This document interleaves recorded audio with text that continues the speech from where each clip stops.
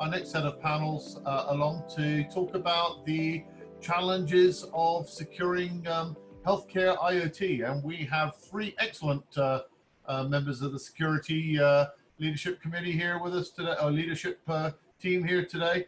I'd like to invite ESMOND KANE to moderate the panel, and he's joined by Michael Archuleta, CIO of Mount San Rafael Hospital, just down the road from you here in Colorado, and Dan COSTANTINO, the CISO and Associate CIO of Penn Medicine. And I forgot to mention that ESMOND is CISO of Steward Health and is located up in Boston. So we really have a nationally dispersed team of experts here today. So with that, ESMOND, I will hand the mouse to you and let you introduce your panel and get on with things. Thank you.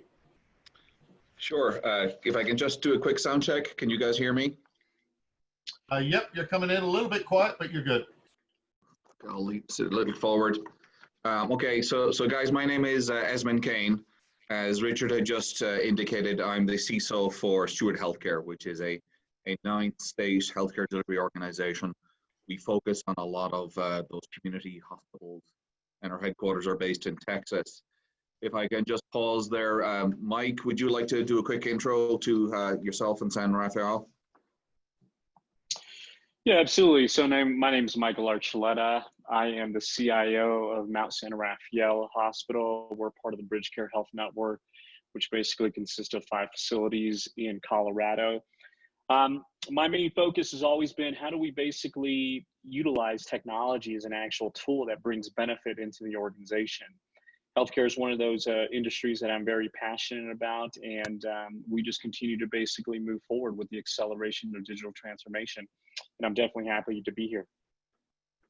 Thank you, Mike. Dan, would you like to introduce yourself? Yeah, absolutely. Thanks for the quick introduction, ESMOND and Richard. My name is Dan COSTANTINO. I'm the Chief Information Security Officer and Associate CIO of Core Infrastructure for Penn Medicine. Just a little bit about my background. I have a history in consulting and got my start in the industry actually in the United States Marine Corps. And then a little bit about Penn Medicine. Penn Medicine is located in downtown Philadelphia, made up of 6 hospitals, 40,000 employees, and the Parliament School of Medicine. Cool. So guys, thank you for joining us here today. 2 CISOs and a CIO sounds like the beginning of a joke, but what we're here to talk about is a much more serious matter.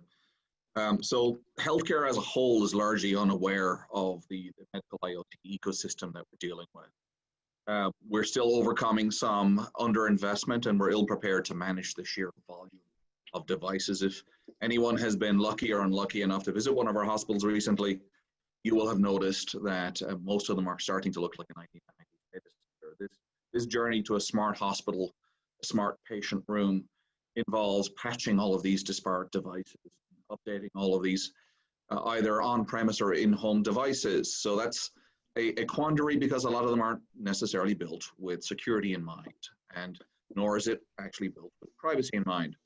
So some of them have been existing for 10, 20 years, and they're oversubscribed at the best of times. And when we ask to interrupt that service delivery, to patch them, and sometimes some of those patches bring their own worries. Microsoft typically withdraw about 1 patch at least every 3 to 6 months. So we're on a journey to make this ecosystem, this healthcare IoT, more secure, but we're dealing with all these legacy devices. As much as we're also dealing with procurement and supply chain, we're also defining partnerships with our providers and our manufacturers. And, you know, in the meantime, we're also dealing with COVID, and our adversaries have taken a giant leap forward. And if you look at some of the statistics, attacks have increased 300 to 400%. And this is an issue. So in today's journey towards a digital healthcare world, obviously cybersecurity and patient safety is paramount. And on this panel, we'll be talking with my colleagues and my co-panelists, Mike and Dan, around that. So if I can address the first question to you, Dan. So there tends to be a lot of challenges in addressing IT in healthcare. Sometimes there's silos that we put in play to focus on that delivery and overcome some of these obstacles. In some scenarios, clinical engineering may not even report into IT. I know that's a difference for you, but also standardizing policies and indeed, securing these devices can present some challenges. So can you tell me a little bit about how you've been able to overcome these challenges around governance and administration, kind of Yeah. Yep. Yeah, Esmond, I think it's an excellent question to start off with. What I will say is that since we at Penn Medicine have embarked on our mission to deliver what I would consider a much higher level of security to medical devices, we've certainly made several mistakes and missteps along the way. But what I'll also say is that we've been able to overcome them and recharter our course, if you will, very quickly, primarily as a result of the relationship that we were able to build with clinical engineering or the clinical engineering group at Penn Medicine. And I think we were able to do that because from day one, we brought them to the table. So from the moment, and when I say day one, at the moment, our information security program recognized this as what we would consider a major issue within our health system, or a major threat or vulnerability for us. And so we brought them to the table and we made them 50-50 partners in the program. We really gave them a voice. We gave them the level of involvement that they needed to get it right away. And it's helped us significantly along the way through doing so. I'll also say that this started at the top of each organization, and by each organization, I mean the information security program, and also the clinical engineering program. And as the leader of information security, I approached the leader of clinical engineering, and we developed a medical device security committee together that we co-chair. That also involves a number of health system executives for representation. And then one of the other things that we've done culturally to help us bring our teams closer together is that we've gone to bat with each other on several occasions. And by going to bat, I mean we've sat at the table together across from the CIO and kind of lend each other some support where it was needed. And so when they expressed the need for additional assistance or some subject matter expertise when this topic first came up, instead of listing the requirements that we expected from them and then just moving on to our own work, we would provide technical assistance, right? We'd sit there as another leader in front of the CIO and we'd lobby for more resources with them. And in my opinion, this is the kind of partnership that's needed to take this thing a long way and to develop some trust and positive results overall. Dan, thank you for that input. And just for the benefit of anybody attending the panel, if I can ask you to put any questions into the Q&A and I'll prompt the panelists. But Dan, lots there to unpeel, and we'll be dealing with some of those topics later on, certainly very interesting. But you talked about that cross-functional representation, addressing the problem holistically, but also building upon the strengths of your culture. Mike, can you tell us a little bit about what you've seen and how you're bridging that divide?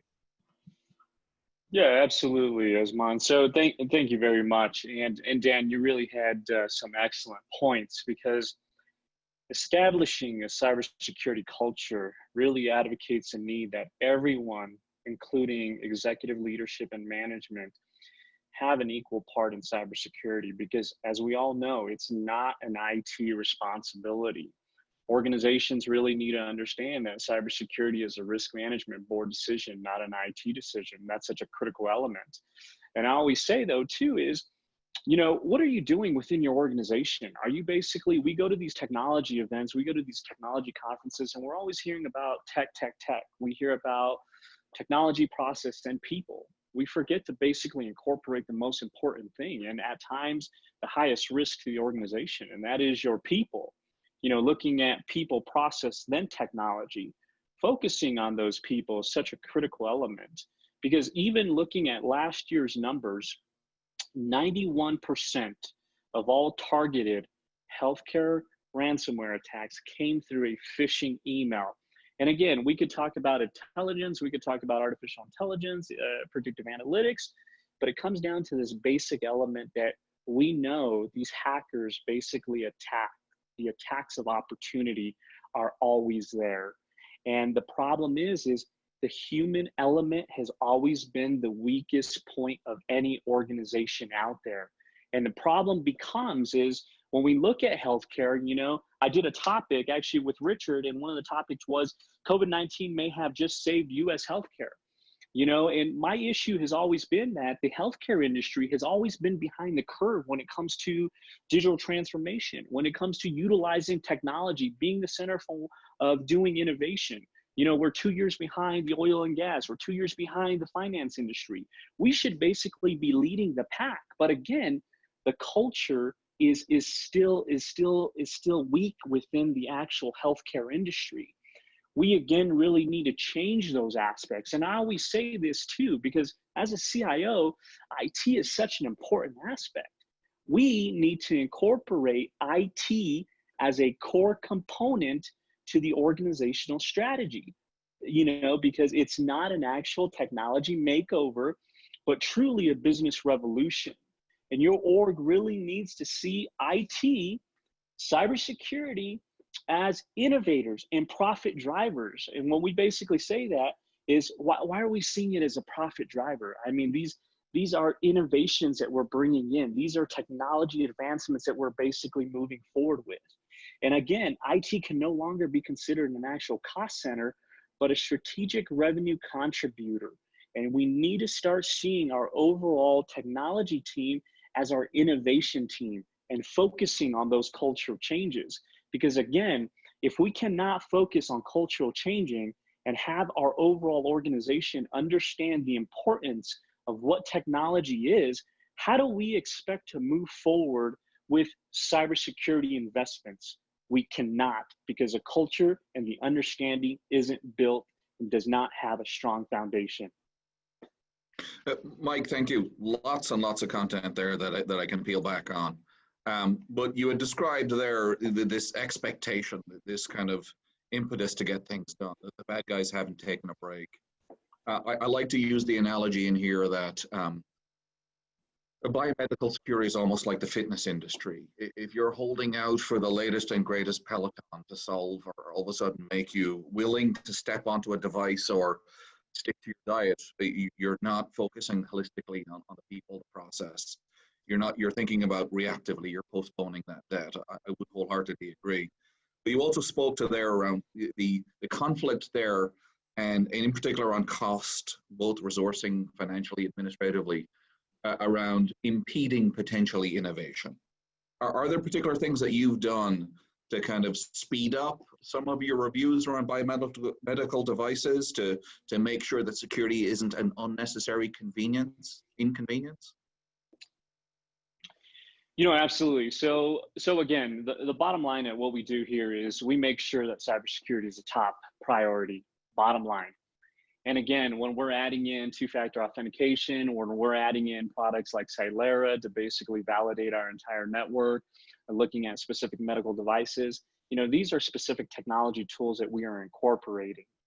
So again, when I look at specific healthcare cybersecurity investments, I really look at and I focus on finances, operations, and reputations. And that's such a critical element because again, when I'm going to the board of directors, when I go into the remaining executive team, really speaking on why are we continuing to basically invest in these specific tools? We have to really show the finances towards it. What are basically some of the finances that could be affected if a cybersecurity breach basically happens? What can happen on an operational level if a cybersecurity breach basically happens? And what can happen on a reputational level if a cybersecurity breach happens? Because in the end, cybersecurity isn't just about data security. It is also a matter of life and death. And again, I always say, focus on that culture change to really improve patient care and really make a life-saving difference. When we looked at some of the medical devices and some of the medical device industries, we know that the FDA has an actual cybersecurity problem. We know patch management is such a critical element.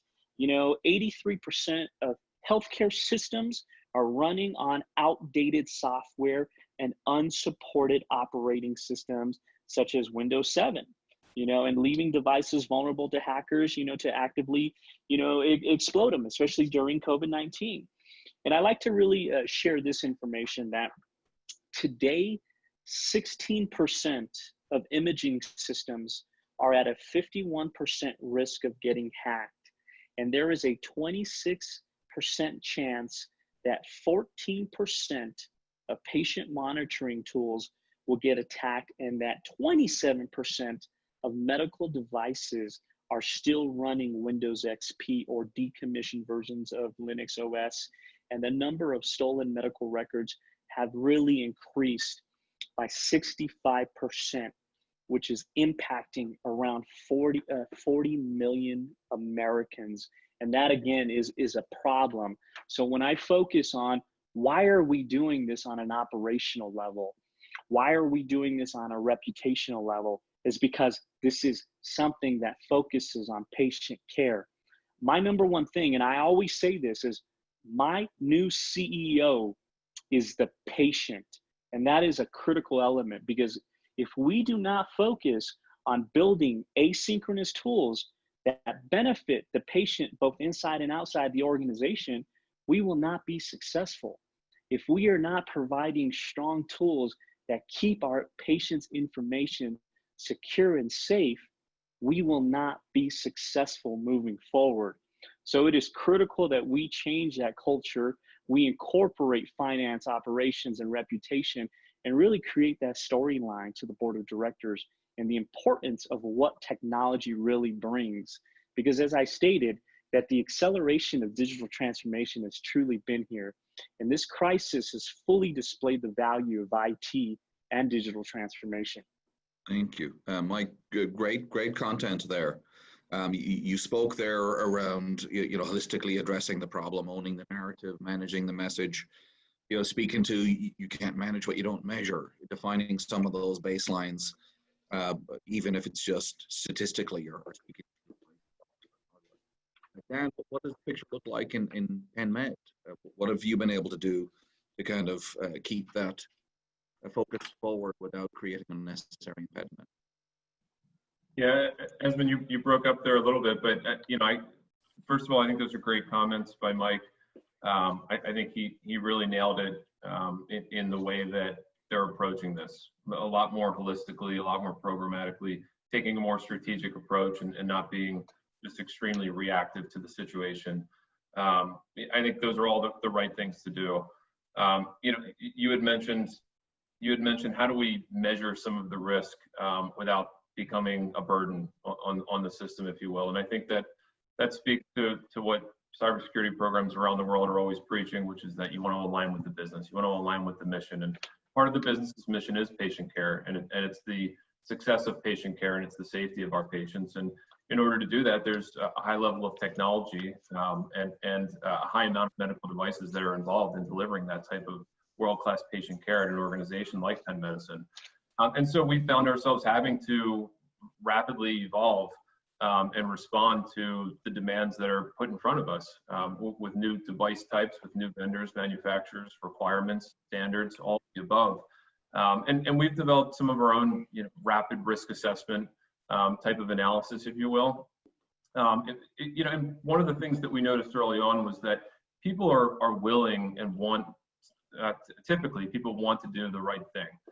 Some people don't know how to do the right thing, but typically people want to do the right thing until you become a burden on their business operations, right, or clinical operations. And then they're going to find a way around you. And we recognized that pretty early on, and we realized that we can't take a medical device in a conversation with a manufacturer and drag it out for 6 months, right? There needs to be a quick turnaround time. We need to define some standards early on and approach our vendors and approach our clinical leaders early on with those requirements. And we recognize that we need to turn around the results and turn around our recommendations quite quickly in order to continue to support the business and its operations. Thank you, Dan.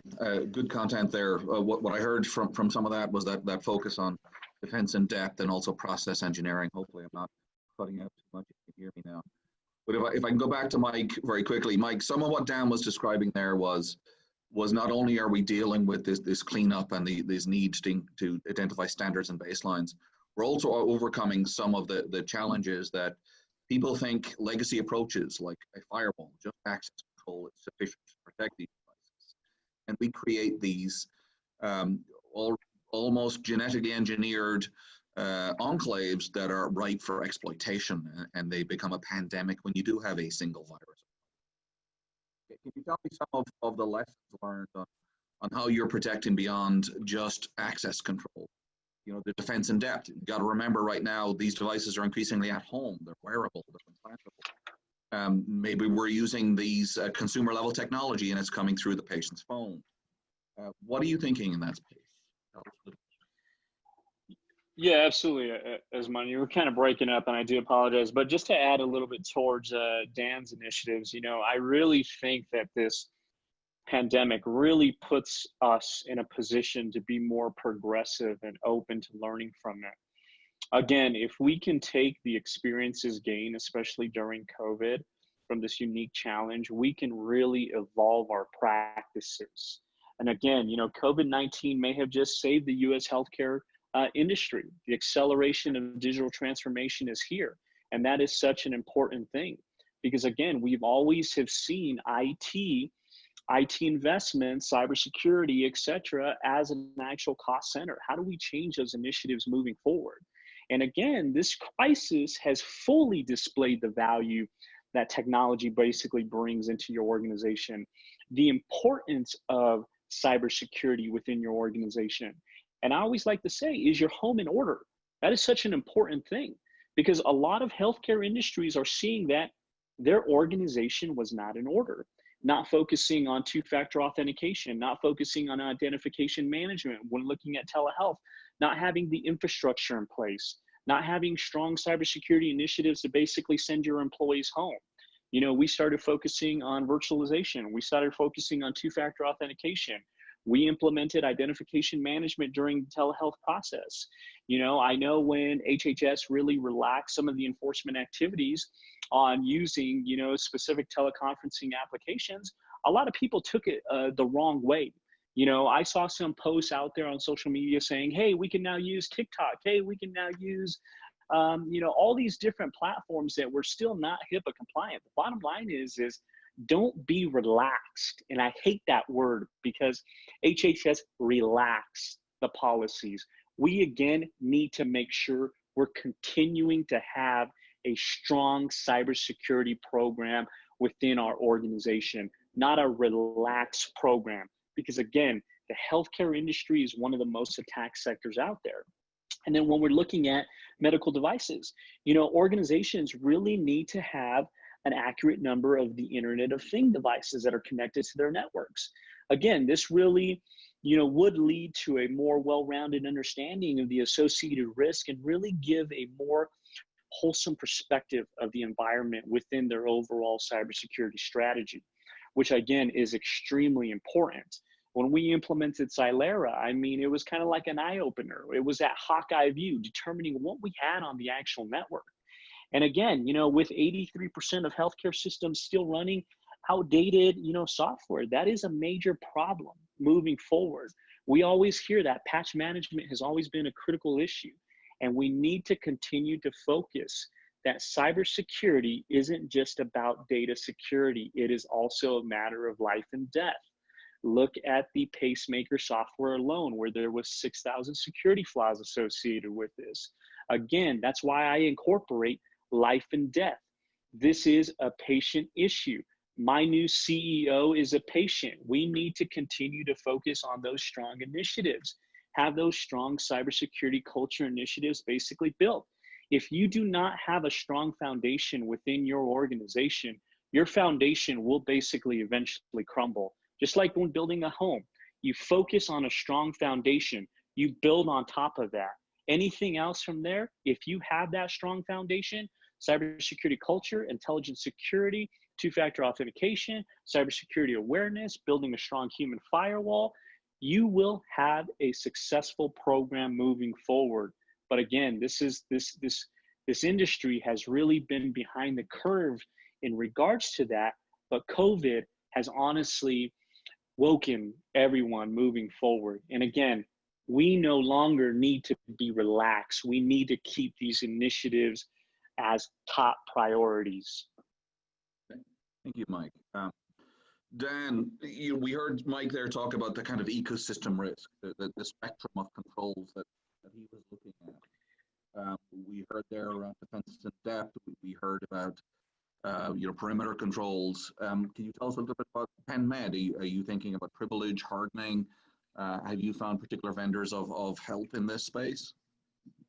Yeah, so one of the things that Mike mentioned a number of times there was the need to not relax our controls and relax our approach. And the term that I frequently have used since the COVID-19 pandemic has began is to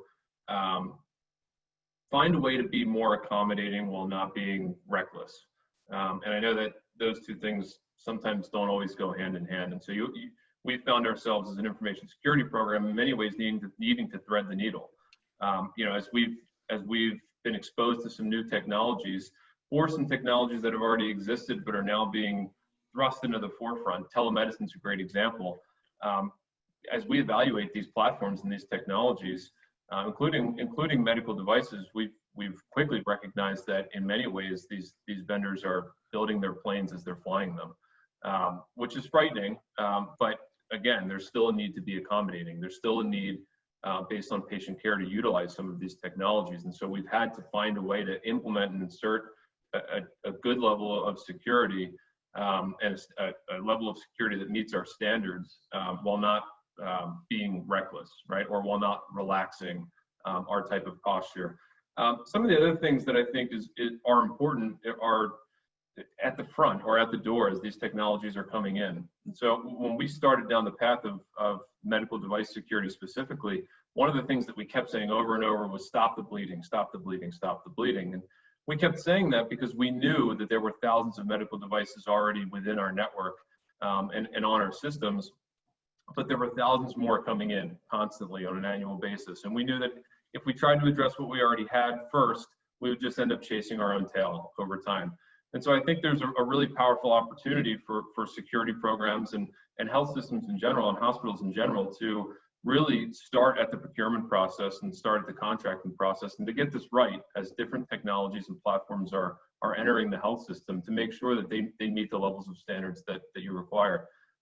Obviously, there are technologies that are out there that can significantly help your cause. A technology like a Cylera, so there are some detection and monitoring technologies that are certainly helpful in not just identifying some type of suspicious activity, but to also help you understand what you have. And that's another really important point is asset management is absolutely critical in layering the levels of defenses on that are required. And obviously, if you don't know what you have, you can't protect it. And when it comes to medical devices, I think many of us have found that in many ways early on, we simply just did not know what we had, or at least we didn't understand the scope of what we had on our hands.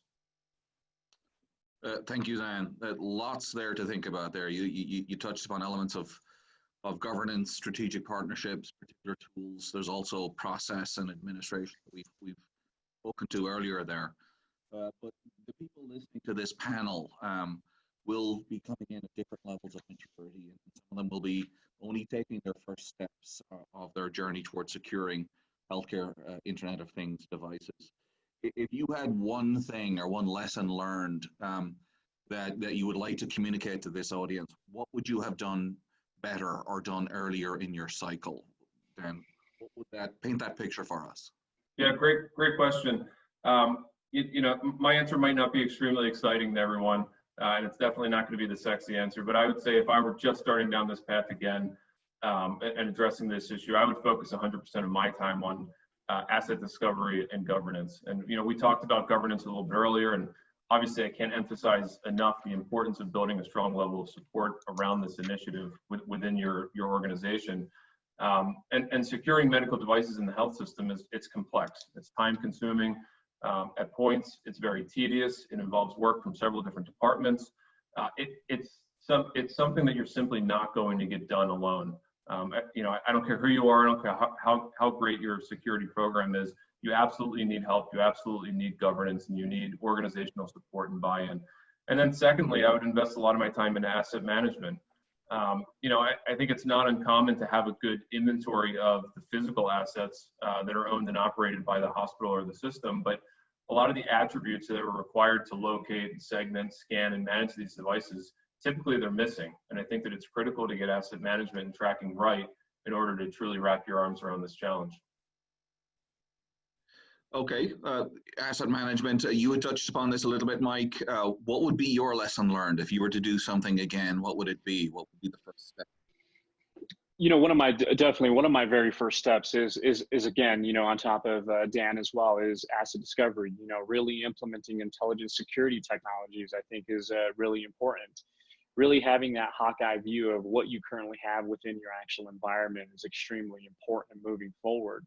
And again, another thing to basically incorporate on top of that is building a strong human firewall. I think we need to continue to basically focus on those initiatives, putting people, process, and technology basically in that specific order, focusing on our people. How do we basically bring in cybersecurity tools that benefit our organization? We know at times cybersecurity implementations and tools become an inconvenience, but how do we basically change those objectives, change the way of thinking of what cybersecurity basically is? And again, you know, moving forward, we continue about all these amazing technologies and implementing these intelligent securities and all these different tools. But again, it takes investments. So if we're not continuing to basically focus on that strong understanding of why we're doing this, how are we going to continue to basically move forward with this? And then also, what organizations really need to do with everything learned from here is really make sure is focusing on digital transformation and really incorporating IT as a core component to the organizational strategy. Because if we can add IT as a core component to your organizational strategy, this will definitely take us to a better space. And again, especially during COVID, we've seen that a lot of healthcare organizations now are really intensifying their focus on strategically planning for a digital future. And they're really preparing themselves to be ready to launch new initiatives, especially when this crisis passes. So again, we have to learn from these experiences. We have to continue to basically focus on our people, incorporate on a complete asset management application, incorporate on that intelligent security, you know, determined to have that Hawkeye view, continue to have that cultural understanding of the importance of why we basically purchase and why we move forward with cybersecurity investments, which again is critical. And also change the way we think about technology, because IT is a profit driver. It can no longer, again, be considered a cost center, but a strategic revenue contributor. That's interesting. I think it's definitely been demonstrated throughout COVID. And other things that we've learned through COVID is obviously that my audio has sucked throughout this conversation, gentlemen. So I apologize to the panel and to the audience. But we've learned a lot through COVID, and certainly I've learned a lot through this panel. So I want to thank you guys very much for your time. There was great content. If you have any questions, please do follow up. Please either type them in the Q&A, or I'm sure there'll be some follow-up that Richard will mention.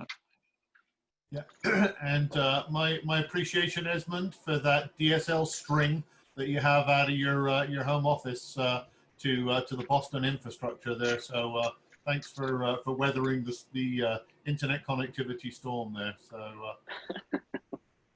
you're welcome. Your content more than made up for the lack of audio, so appreciate that. And thanks also to Dan and Mike for sharing your insights. And as Esmond said, if there's any additional follow-up questions, we'll be happy to take those and pass those on to our panelists. Thanks, gentlemen. Great. Thank you, guys. Thank you.